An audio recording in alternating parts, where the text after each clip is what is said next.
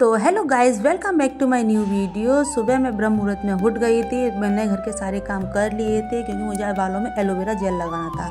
मैंने बालों में एलोवेरा जेल लगाकर उसके बाद मैंने प्राणायाम किया। प्राणायाम करना हमारी सेहत के लिए काफ़ी ज़रूरी है, इसलिए हमें इसे डेली करना चाहिए।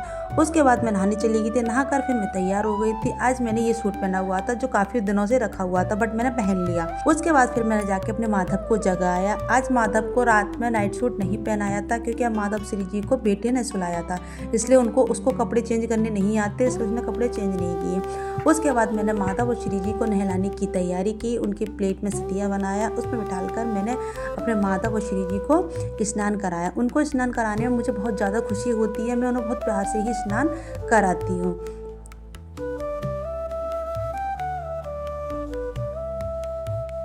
उसके बाद मैंने माधव और श्री जी को वस्त्र पहनाए। माधव और श्री जी को आज मैंने पर्पल और येलो कलर की ड्रेस पहनाई है जो उनको काफ़ी पसंद भी है।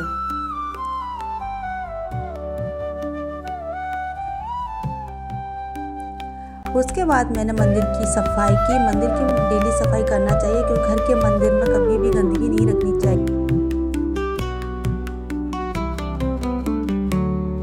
मैंने माधव और श्री जी का श्रृंगार किया और उनके सिंहासन पर बैठा दिया था। माधव और श्री जी का श्रृंगार अभी मैं थोड़ा हल्का करती हूँ क्योंकि अब काफ़ी गर्मी हो रही है तो हैवी हो जाता है, उनको गर्मी भी लगती है। और पूजा करने के कुछ देर बाद मैं उनका श्रृंगार उतार देती। उसके बाद मैं किचन में से कंडी लेके आई थी क्योंकि मुझे माता रानी का हवन करना था। उसके बाद मैंने माता रानी का दीपक जलाया। दीपक जलाने के बाद मैंने हवन की तैयारी की।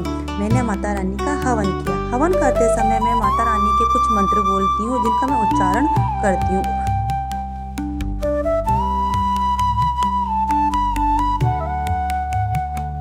फिर मैंने आरती की थी, जो माता रानी की आरती होती है वो भी की। उसके बाद फिर मैंने अपने माधव की भी आरती की थी।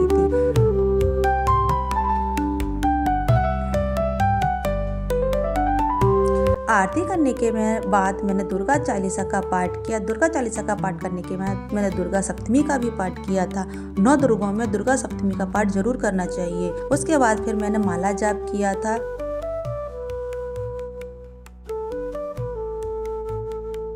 माला जाप करने के बाद फिर मैंने माता रानी को कुछ भजन सुनाए क्योंकि मैं शाम के समय भजन नहीं सुना पाती हूँ। शाम का वर्क मेरा काफ़ी बिजी हो जाता है, इसलिए मैं सुबह ही जितनी पूजा मेरी होती है मन से भक्ति से, मैं उतनी पूजा सुबह ही अपनी अच्छे से कर लेती हूँ। उसके बाद मैं अपने कमरे में आ गई थी। हस्बैंड जी जा चुके थे। मैंने अपने बेड को सेट किया। जब तक हस्बैंड घर पर रहते हैं घर के कोई भी काम नहीं फिनिश हो पाते हैं, इसलिए उनके जाने के बाद मैं अपने प्रॉपर डस्टिंग में और अपनी सफाई में लग जाती हूँ। फिर बेटे ने बोला मम्मा मुझे बनाना शेक पीना है, तो मैंने उसके लिए बनाना शेक बनाया।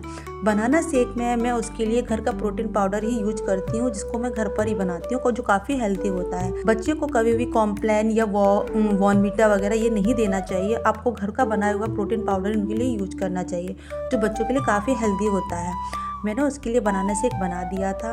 बनाना शेक बनकर रेडी हो गया था। तो सबसे पहले बनाना शेक मैंने अपने माधव और श्री जी को पिलाया।